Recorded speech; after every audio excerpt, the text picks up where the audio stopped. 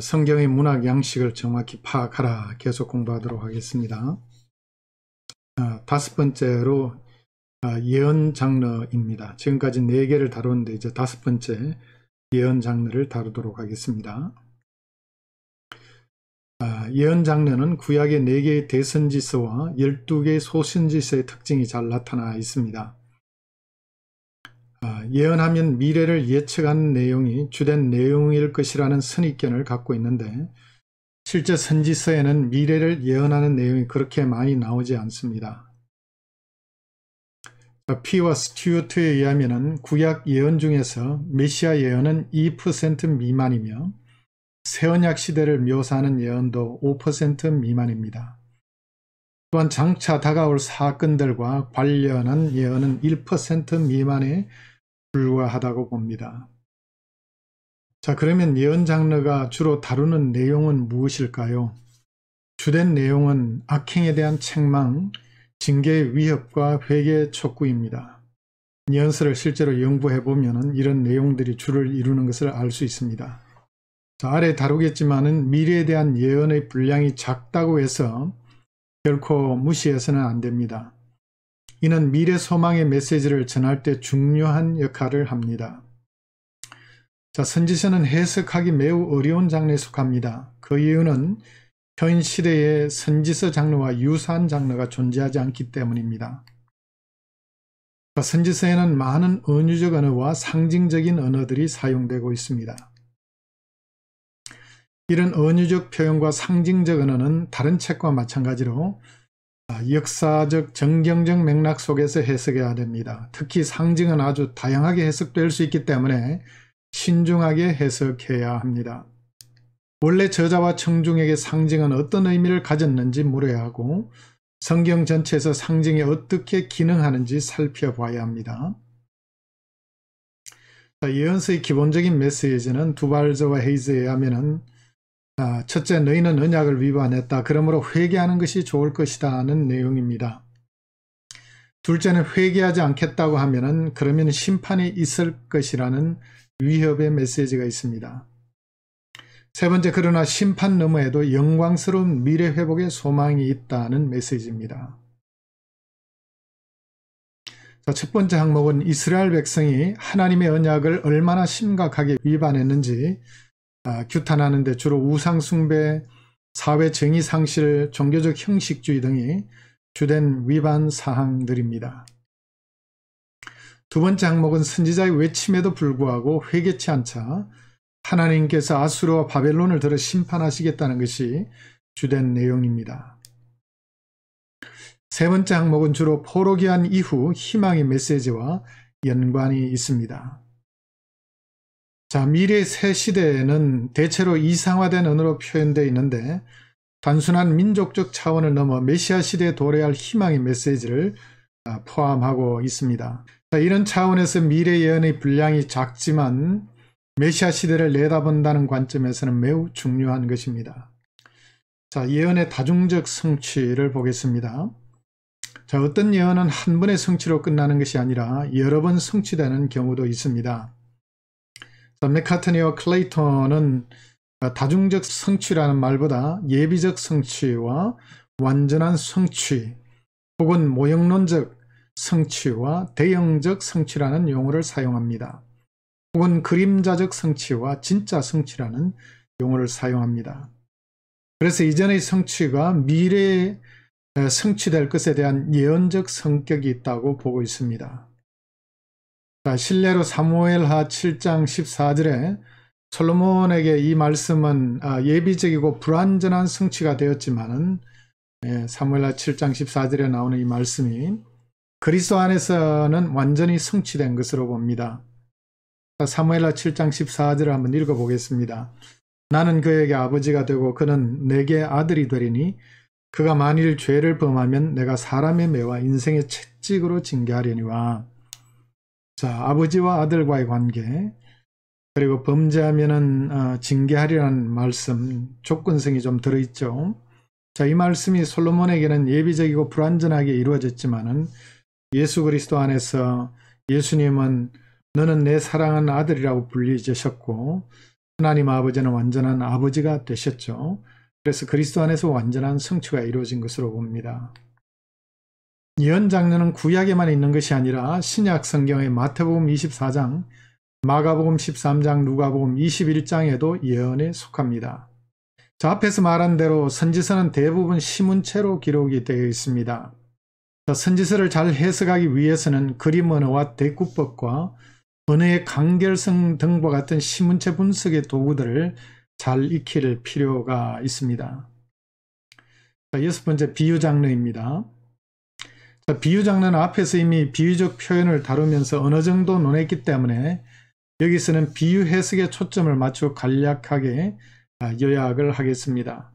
자, 앞에서 논한 것처럼 헬라어 파라볼레 동일하게 비유로 번역이 되는데 파라볼레는 영어의 패러블 장르보다 더 포괄적인 개념입니다. 자, 파라볼레에 속한 격언이나 예시 이야기나 담화 등도 포함되어 있기 때문에 여기서는 주로 영어적 개념이 비유에 초점을 맞춰서 다루어 보려고 합니다. 자, 이런 관점에서 대부분의 비유는 영적인 진리를 예시하고 이에 대한 반응을 불러내는 이생의 이야기나 묘사들이라고 정의할 수 있겠습니다. 19세기까지 비유는 주로 알레고리적으로 해석이 되었기 때문에 비유와 영적인 진리를 꿰어 맞추는 시기였습니다. 19세기 후반에 아돌프 율리허가 등장하면서 비유는 알레고리가 아니라 단 한 가지 핵심적인 요지를 포함하고 있고 나머지는 단지 이야기를 위해서 존재할 뿐이라고 주장을 했습니다. 자, 그런데 율리어의 견해는 문제점이 있습니다. 실제 비유를 분석해보면 여러 요점들이 일치하는 것을 보게 됩니다. 자, 씨 뿌리는 자의 비유를 예를 들어 보겠습니다. 마태복음 13장에 나오는 씨 뿌린 자의 비유에서 씨와 땅들은 각각의 일치점을 갖고 있음을 알 수 있습니다. 최근에 와서 비유는 알레고리 장르의 특징이 있음을 인정하게 되었습니다. 그래서 비유에는 한 가지 핵심적인 요지가 있긴 하지만 다른 종속된 요소들도 존재한다고 보고 있습니다. 자, 맥카트니와 클레이톤은 비유를 상징적 이야기로 보고 상징적 요점이 하나이든 여러 개든 1세기 팔레스타인이라는 문화적 상황과 비유를 말씀하신 예수님의 특별한 관심을 염두에 두고 해석해야 올바르게 해석할 수 있다고 봅니다. 그리고 복음서 기자가 밝히고 있는 삶의 정황에 주의를 기울이는 것이 올바른 해석의 지름길임을 강조하고 있습니다. 자, 예수님의 비유에는 기대치 않은 놀라움의 요소가 존재하는데 이것 때문에 비유를 듣는 사람으로 하여금 자신의 세계관을 재검토하도록 자극을 합니다. 주로 이 놀라움의 요소가 비유의 주된 요소입니다. 예를 들어 포도원 품꾼의 비유를 보면 시간에 관계없이 품삯을 동일하게 받는데 이는 청중들에게 놀라움을 안겨주는 요소입니다. 청중들로 하여금 하나님을 섬기는 데 따르는 보상의 문제를 제고하게 만드는 것입니다. 자, 비유 해석 시 물어야 할 질문들입니다. 첫째, 자, 이 비유의 주된 목적은 혹은 요지는 무엇인가? 이것이 진술하고 있는 역사적 상황을 어떻게 표현하고 있는가? 두 번째, 비유 속의 상징이 1세기 팔레스타인에서 어떻게 기능했을까? 셋째, 청중들에게 놀랍거나 불편한 것은 무엇일까? 자, 이들 질문을 한 후에 이렇게 물을 수가 있습니다. 비유가 하나님이나 그분의 통치에 대한 우리의 이해를 다시 생각하도록 어떻게 자극하고 있는가? 자, 이런 질문들을 생각해 볼 수가 있겠습니다. 자, 7번째, 서신 장르입니다. 바울 서신과 일반 서신이 바로 이 서신 장르에 속합니다. 바울 서신은 13개 책인데 책 이름은 주로 수신자의 이름을 따르고 있습니다. 자, 로마서, 고린도전후서, 갈라디아서, 에베소서, 빌립보서, 골로새서, 데살로니가 전후서, 디모데 전후서, 디도서, 빌레몬스 등 수신자의 이름을 따서 이렇게 지었죠. 자, 일반 서신은 저자 이름을 따서 책 이름을 지었습니다. 야고보서, 베드로 전후서, 요한 1, 2, 3서, 유다서, 단 히브리스만 저자 미상인 상태입니다. 자, 서신서의 특징은 신약의 서신서에 잘 나타나 있는데 듀발 헤이즈에 의하면 대체로 서론, 본론, 결론의 구조를 지니고 있습니다. 서론에서는 저자의 이름, 수신자의 이름, 인사, 서론적인 기도가 포함되어 있습니다. 에베소 1장 1절의 신뢰를 보면은 하나님의 뜻으로 말미암아 그리스도 예수의 사도된 바울은 에베소에 있는 성도들과 그리스도 예수 안에 있는 신실한 자들에게 편지하노니, 자, 저자의 이름 바울이 나오죠. 그리고 수신자 에베소에 있는 성도들이라고 나옵니다. 그리고 그리스도 안에 있는 신실한 자들이라고 수신자를 또 묘사하고 있습니다. 자, 저자는 자신의 신분을 나타내는 표현 사도 혹은 종을 포함하고 있고, 수신자는 성도들 혹은 신실한 자들과 같은 말로 칭하고 있습니다. 자, 인사는 주로 은혜와 평강을 기원하는 말을 사용하고 있습니다. 자, 기도는 수신자들에게 행하신 하나님의 은혜에 감사하는 내용이 주를 이루고 있습니다. 자, 인사에 은혜와 평강을 기원하는 것은 어떤 의미에서는 민수기 6장에 나오는 제사장의 축복문에 은혜와 평강을 기원하고 있죠. 그 전통과 연결점이 있지 않나 하는 생각이 듭니다. 자, 본론은 주로 교회 공동체가 직면하고 있는 특정한 상황에 대해 다루기 때문에 종종 서신의 가장 긴 부분을 차지합니다. 본론의 내용은 저자가 편지를 쓰는 목적과 수신자들의 다양한 상황들을 다루는데 이 때문에 정해진 형태가 없습니다. 본론에는 교훈, 설득, 권면, 책망 등의 내용이 포함되어 있습니다. 자, 편지의 마지막 부분인 결론부에는 서신서에 따라 다양한 내용이 등장합니다. 여행 계획, 동역자들에 대한 칭찬, 기도 요청, 인사, 마지막 지시와 권면, 거룩한 입맞춤, 자필 서명, 축복기도, 송령 등이 나옵니다. 통상적으로 은혜를 기원하는 축복기도로 마칩니다. 결론부에도 특별히 정해진 규칙은 없습니다.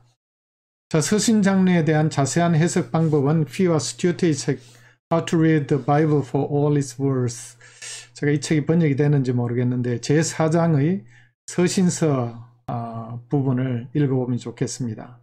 서신서 부전의 해석학적 질문들을 참고하시기를 바랍니다. 여기서는 이들이 제시하는 몇 가지 해석 원칙만 요약을 하려고 합니다. 자, 서신서 해석 시 유의할 점. 자, 서신서를 해석할 때 염두에 두어야 할 점은 문화적 상대성에 대한 문제입니다. 서신서들은 구체적인 상황 속에서 특정한 청중들에게 전달한 메시지입니다.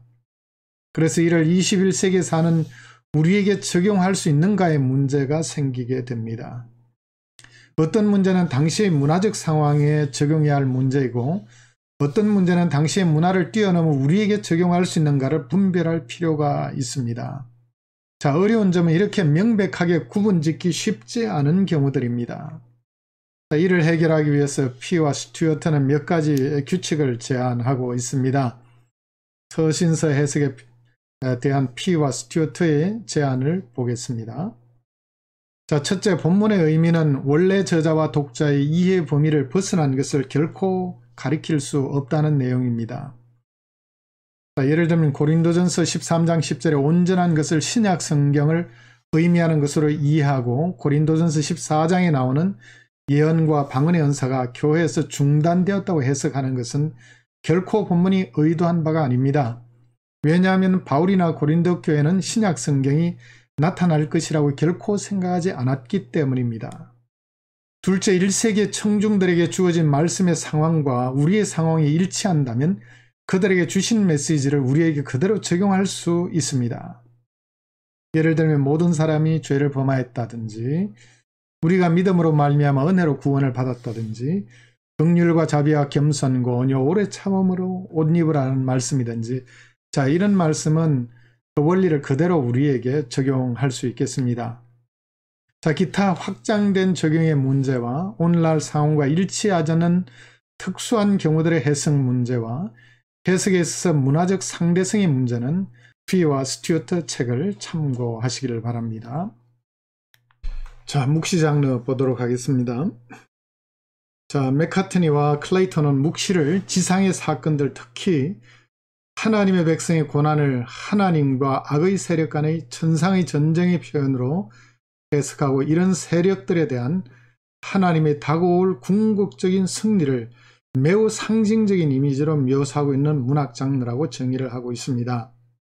자, 이 정의에 따르면 성경에서 묵시장르에 속한 것은 다니엘서 일부와 요한계시록이 해당되겠습니다. 이들에 의하면 묵시의 특징은 상징성과 이중성, 메시아 사상으로 보고 있습니다.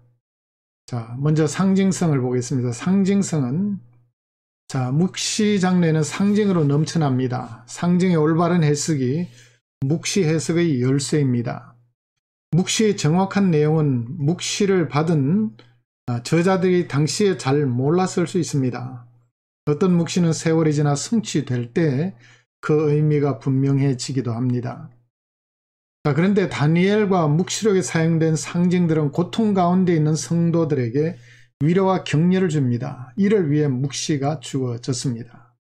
자, 어떤 상징들은 최후의 심판의 때까지 완전히 알 수 없는 경우도 있지만 묵시가 주어진 원래 문화적 상황과 성경에 사용된 상징이 함축하고 있는 의미의 견지에서 이를 연구해 볼 필요가 있습니다. 자, 다니엘서와 요한계시록에 나오는 이중성은 이상과 실제와 같은 철학적인 이중성이 아니라 하나님과 사탄, 선과 악과 같은 도덕적, 종교적 이중성을 의미하는 것입니다. 엄격히 말하자면 이중성이라기보다는 진짜와 모조의 대조로 보는 것이 낫습니다. 사탄은 하나님의 반대편에 설 수 없는 자이고 단지 하나님을 모방할 뿐이기 때문입니다. 계시록 1장 4절에 예수님은 이제도 계시고 전에도 계셨고 장차 오실 이로 묘사되어 있는데 계시록 17장 8절에 나오는 바다의 짐승은 전에 있었다가 지금은 없으나 장차 무증행으로부터 올라온 멸망으로 들어갈 자로 대조를 이루고 있습니다. 성경의 삼위일체 하나님처럼 계시록 12장과 13장에는 사탄과 바다의 짐승과 거짓 선지자가 삼위일체를 이루고 있습니다. 자, 묵시 장르의 세 번째 특징은 메시아 사상입니다. 사탄에 대한 하나님의 승리는 메시아를 통해서 이루어집니다. 구약의 다니엘서도 미래에 온 세상을 다스릴 인자 같은 이가 나오는데 이는 메시아를 가리킵니다. 요한계시록에는 메시아가 주도적인 역할을 하는데 그가 부활하신 예수 그리스도이심을 밝히고 있습니다. 그분은 분명하게 하나님으로 밝혀지고 교회를 다스리시고 천상의 수많은 천사들과 생물들에게 경배를 받으시고 공인한 책을 열기에 합당한 분이시고 죄악된 바벨론에 대해 심판을 베푸시는 분으로 묘사되어 있습니다. 묵시문학은 일관되게 예수 그리스도께 초점을 맞추고 있습니다. 그는 천상의 전투에서 최후의 승리자이십니다. 자, 묵시 장르는 해석하기 매우 어렵기 때문에 극히 조심해야 합니다. 자, 듀발과 헤이즈는 지금까지 요한계시록 해석 방법을 과거주의자들, 역사주의자들, 미래주의자들, 이상주의자들로 분류하고 이들 접근의 절충적인 접근을 취하고 있습니다. 자, 듀발과 헤이즈의 요한계시록 해석 방법 포인트들을 좀 보겠습니다. 첫째, 요한계시록을 겸손히 읽어라 라고 제안합니다. 요한계시록에 대한 모든 답을 알고 있는 것처럼 보이는 해석자를 경계하라고 주의를 줍니다. 특별히 이단들이 요한계시록을 마치 다 알고 있는 것처럼 얘기하는데 특별히 조심해야 됩니다. 두 번째, 원래의 독자들에 대한 메시지를 발견하려고 노력하라는 것입니다. 이는 모든 성경에 적용되지만 특별히 요한계시록의 경우에는 더욱 그렇습니다. 여러 짐승들의 이미지, 또 천국의 이미지 등 구약 선지서들의 이미 그 그림자를 볼 수 있습니다. 세 번째, 미래 사건들에 대한 엄격한 연대기적 지도를 발견하라고 하지 말라는 것입니다. 특별히 세대주의자들은 유럽 각국을 기준으로 해서 날짜들을 마치 맞추듯이, 기간을 맞추듯이 이렇게 해석하는데 이 세대주의 해석은 문제가 많습니다.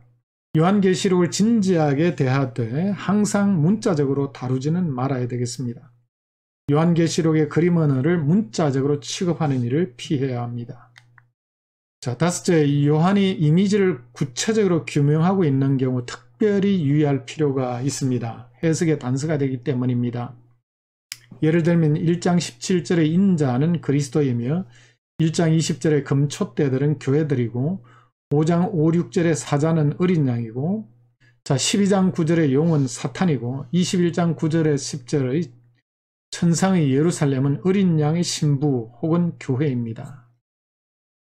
자, 여섯째, 이미지들과 상징들을 해석할 때 구약과 역사적 문맥을 잘 검토해 봐야 되겠습니다. 요한계시록을 해석하는데 가장 어려운 점들 중에 하나는 사용되고 있는 이미지들과 상징들이 무엇을 가리키고 있는지 아는 일입니다. 그 답은 1세기 역사적 문맥과 구약에서 찾을 수 있겠습니다. 자, 7번째, 무엇보다 주된 사상에 초점을 맞추고 모든 세부 사항들에 집착하지 말라는 것입니다. 이 마지막 지침은 이상의 7가지 제안 중에서 가장 중요한 요소라고 말합니다. 자, 특별히 묵시장례에 나오는 숫자 해석에 주의해야 됩니다. 자, 요한계시록 7장 4절과 14장 1절 3절에 나오는 14만 4천이란 숫자를 상징적으로 볼 것인가 문자적으로 볼 것인가. 자, 이 해석의 문제입니다. 자, 14만 4천 명을 문자적으로 해석하는 대표적인 집단이 신천지, 여호와의 증인, 몰몬교 등과 같은 이단들임을 제가 앞에서 지적한 바가 있습니다. 자, 묵시장례에 나오는 숫자들은 대부분의 경우에 상징적인 의미를 지닙니다. 이 숫자를 문자적으로 해석하면 큰 비극입니다. 구약시대와 신약시대의 성도 중에 구원받는 숫자가 이 정도밖에 되지 않을까? 결코 그렇지 않습니다. 요한계시록 자체가 구원받은 무리를 가리켜 아무도 능히 셀 수 없는 큰 무리라고 칭하고 있습니다. 14만 4천에 대한 이단적 해석의 불쏘시개를 제공한 것이 세대주의자들입니다. 세대주의자들은 이를 이스라엘 백성들 가운데 구원받은 자들이라고 해석을 하고 있습니다. 특히 요한계시록 7장 4절에 나오는 14만 4천 명은 환란의 때에 구원받은 이스라엘 백성들로 보고 계시록 7장 9절에 각 나라와 족속과 백성과 방언에서 아무도 능히 셀 수 없는 큰 무리에 나오는 이 말씀은 이방인 중에서 구원 얻은 자들이라고 구별을 합니다.